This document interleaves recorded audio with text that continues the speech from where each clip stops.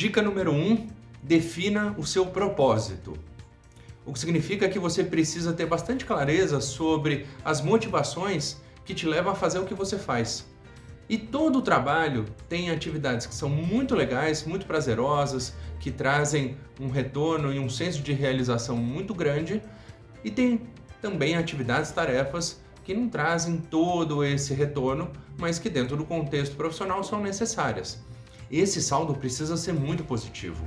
Então, por exemplo, se você trabalha na área administrativa, na logística, no RH, você quer fazer uma transição para a área de vendas ou quer trabalhar com clientes, com a área comercial, por que você quer fazer isso? O que isso vai te trazer de retorno? Então, por exemplo, eu quero ajudar a minha empresa a ter mais clientes satisfeitos. Eu quero ter a satisfação de conseguir fechar mais negócios, do meu crescimento pessoal e o crescimento da organização que eu trabalho. Então, quando a gente faz esse alinhamento de propósito nosso, individual, com o propósito da organização, isso dá um match muito mais legal. Mas comece com o seu. Defina qual é o seu porquê, o que você tem de objetivos e sonhos, aonde você quer chegar, o que você já fez dentro disso e se está alinhado com a sua contribuição, com a sua missão de carreira, de trabalho que você deve continuar ou deve iniciar pensando nessa mudança. Dica número 2. Entenda quais são as competências necessárias para esse trabalho. Então, por exemplo, se eu quero um novo emprego, se eu quero mudar de área, o que nessa posição, nesse novo cargo, um profissional precisa ter, seja de experiência concreta, seja de competências e habilidades, para desempenhar um ótimo trabalho naquela função. Então, além de um conhecimento técnico e de uma experiência que podem ser importantes nesse cenário, que outros conhecimentos, habilidades e atitudes são valorizadas para fazer esse desafio profissional? Saber se comunicar muito bem, que isso ajuda a liderar equipes, conversar com diferentes pessoas, articular soluções, ou precisa de raciocínio lógico, ter uma tomada de decisão a partir de dados e fatos, com um cenário complexo, ou você precisa ter a arte da negociação, conseguir estabelecer acordos produtivos, negociar com clientes, com fornecedores, com diferentes públicos dentro da sua função. Então, saiba quais são as competências necessárias para desenvolver esse trabalho e aí você já começa a entender qual é o teu plano de voo, o que você precisa fazer para chegar lá. Dica número 3. Compreenda quais são as suas competências já desenvolvidas. Se você vem de uma análise entendendo quais são as competências desejadas, necessárias para esse cargo, para essa função que você tanto deseja, para a empresa que você quer atuar, é muito necessário que você faça na sequência essa autoanálise e entender quais são as competências que você já tem. Então, precisa de comunicação? Qual é o teu nível de comunicação? Você se articula bem com as pessoas? Você se apresenta bem? Você sabe ouvir? Você entende diferentes opiniões? Como você analisa as informações para tomar decisões? E dentro desse exemplo, o que você já faz bem e o que você pode e deve melhorar? Para que você já comece a sua evolução profissional e o seu desenvolvimento sem necessariamente depender da oportunidade de carreira. Sabe, eu vou estudar quando eu receber uma promoção. Eu vou fazer um curso, vou ler livro, eu vou pesquisar, eu vou atrás na hora que tiver um novo emprego. Para com isso. Você tem que correr na frente, não correr atrás. A iniciativa é sua. Se o sonho é seu, você precisa dar esse próximo passo e entender o que você já tem bem desenvolvido.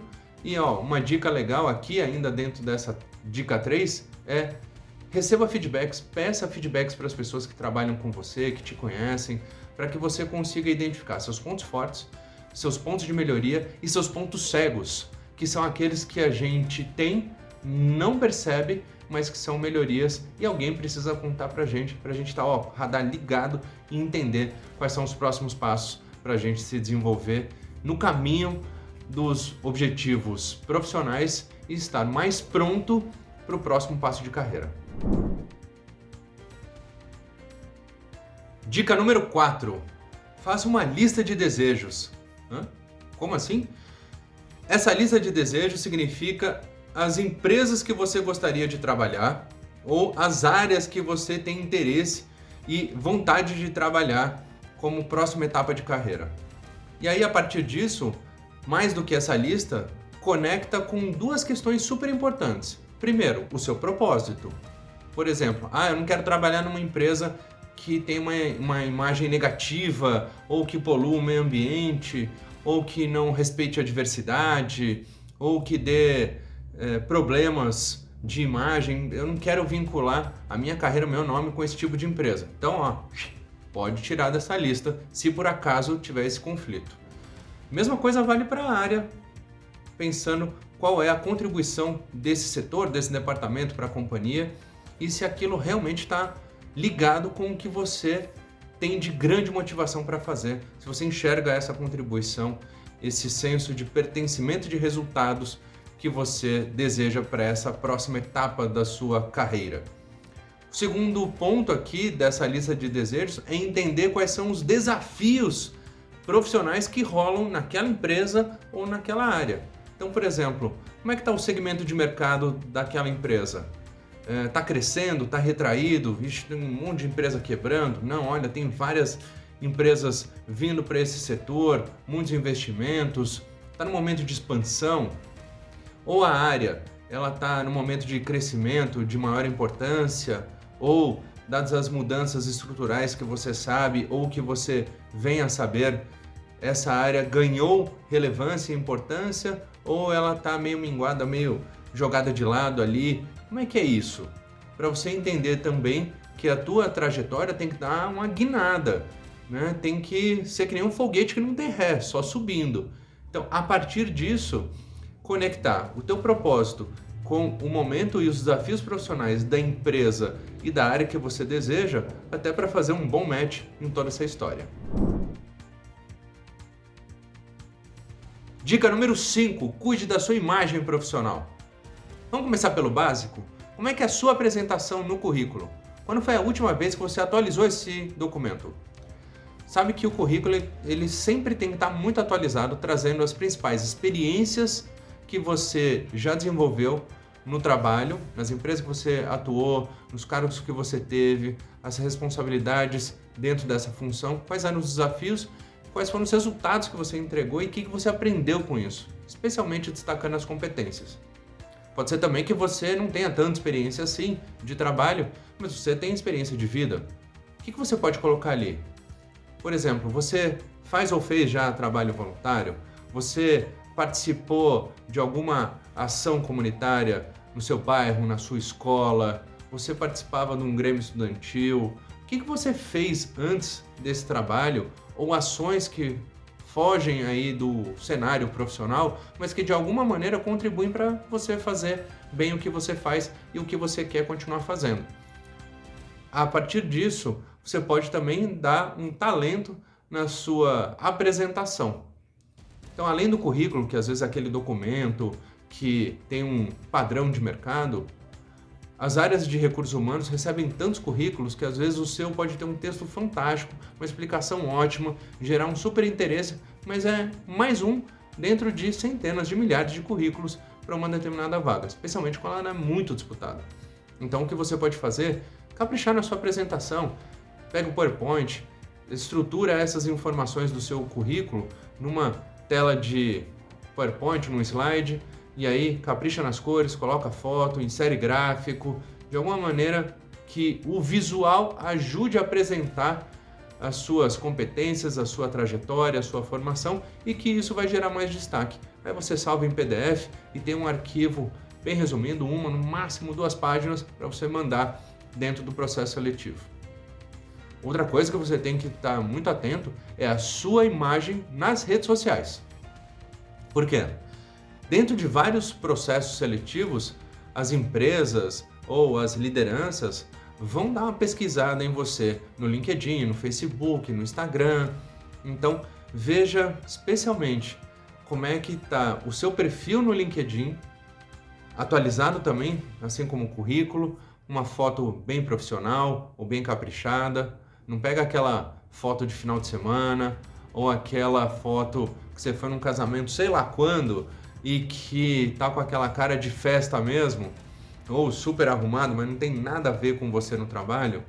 Então só capricha no fundo, né? Tem uma foto bacana, atualiza ali as informações, participe de fóruns, de grupos, comente, leia artigos, né? Seja uma pessoa que participa mais, especialmente dessa rede, que ela é mais voltada para o contexto profissional, mas também fique muito atento às suas postagens no LinkedIn e nas outras redes sociais, porque isso vai ser pesquisado e dependendo do seu posicionamento, que pode ser político, um olhar, por exemplo, para desigualdade, preconceitos, impacto social, ambiental, sustentabilidade, tudo isso vai ser mapeado, pelo menos as grandes empresas e as médias também já estão fazendo isso com bastante frequência, para entender quem é essa pessoa que a gente vai trazer para dentro de casa, para dentro da empresa ou para a nossa área. Se ela tem um alinhamento, se ela tem esse fit cultural, ou seja, se ela está alinhada com os nossos valores,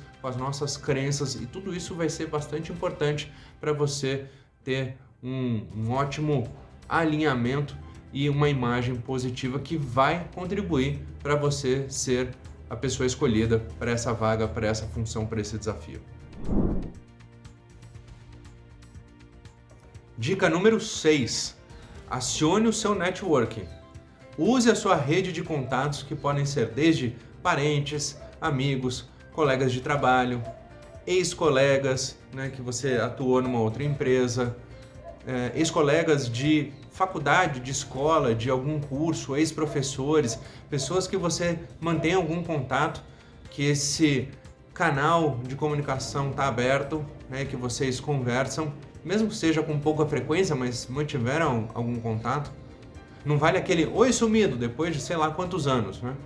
Mas que seja uma pessoa que esteja aí dentro da tua rede de contatos, para que você avise as pessoas, especialmente começando com aquelas da sua maior confiança, para dizer o seguinte: olha, eu estou querendo novos ares, eu já estou pensando em novos desafios profissionais, estou querendo mudar de emprego, ou estou pensando numa transição de área. Você está sabendo de alguma novidade? Como é que é na sua empresa? Sabe? Você se colocar à disposição, as pessoas precisam saber que você está ali naquele momento que você quer uma mudança profissional. Muitas vagas são preenchidas por indicação. E essa indicação muitas vezes vem não só para entender que aquela pessoa tem qualidade, tem competência, tem experiência, tem vontade, tem esse desejo de atuar naquela vaga, naquela área, naquela empresa, mas também muito porque a indicação é daquela pessoa que sabe que a pessoa, o seu colega, ou um ex-par, um que foi líder, quer essa nova possibilidade. Então, avise as pessoas. Claro que você não precisa necessariamente, especialmente quando estiver trabalhando já, estar empregado, você coloca lá, estou procurando emprego, aí vai pegar mal. Mas, por isso, acione a tua rede de contatos. Normalmente, aqueles que têm maior empregabilidade, aqueles que estão bem vistos, que também têm uma boa imagem profissional e bons canais de comunicação, bons contatos, têm mais chance de conseguir esse emprego novo ou essa promoção. Dica número 7. Tome iniciativas para você gerar mais processos seletivos para você. Como você pode fazer isso? Bom, primeiro, você pode entrar no site daquela empresa ou das organizações que você tem desejo, vontade de trabalhar e ver se nesse site tem lá um trabalho conosco, envie seu currículo, banco de talentos ou algo desse gênero, para você fazer o seu cadastro e você colocar suas informações lá. O mesmo vale para a página da empresa no LinkedIn. Muitas organizações também começam o seu processo seletivo recebendo as vagas, as candidaturas por meio do LinkedIn. É uma ótima dica. Além disso, você deve se cadastrar em sites como Gup, Vagas.com, Cato ou empresas de headhunting, né, que tem várias aí no mercado dependendo da posição, dependendo do cargo que você deseja para a sua próxima etapa profissional. Você precisa estar no radar dessas empresas, sejam empresas finais que você quer trabalhar ou empresas que trabalham com recrutamento e seleção. Aí você vai aparecer mais para o mercado. Mas aí tem o momento da entrevista. Como fazer? Ainda nessa dica 7 aqui, quero te dizer o seguinte.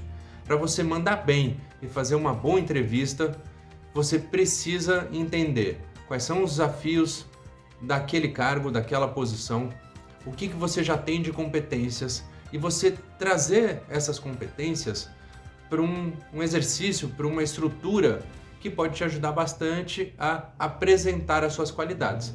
Essa estrutura chama-se STAR, S-T-A-R, STAR de estrela. Para você ser estrela, para você brilhar, você organiza a sua apresentação da seguinte maneira. S, situação. Contextualiza, dá um exemplo de uma situação profissional que você vivenciou a partir da pergunta que vem do profissional do RH ou da liderança que está fazendo aquela entrevista com você. Conta essa situação, para que a pessoa entenda qual foi o contexto que você atuou. T, tarefa. Quais eram as suas responsabilidades? Quais eram os seus papéis, os seus desafios nesse cenário? O que você tinha que fazer? E aí ajuda a dar uma dimensão do tamanho desse desafio, daquela realidade que você enfrentou. A, ação. Quais foram as ações, as iniciativas que você teve, as decisões que precisou tomar e como elas foram realizadas? O que você analisou, o que você considerou, com quem você conversou? E aí, quais foram também as atitudes que você teve que tomar e comportamentos necessários para conseguir superar esses desafios e fazer as ações necessárias para aquele cenário? E R, resultados. Quais foram as suas entregas, os resultados atingidos, quais indicadores podem ser utilizados aqui, indicadores qualitativos, como por exemplo, uma pesquisa ou resultados de uma análise de pesquisa de satisfação, dados, por exemplo, de melhorias que não são numéricos, né? Ou você pode ir para o número, para o quantitativo, porcentagem, número, volume, quantidade.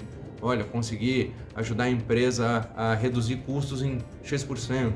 Olha, aumentei o número de clientes em tanto. Expandi a nossa região de atuação que permitiu que a gente vendesse mais X% e assim por diante. Contextualiza.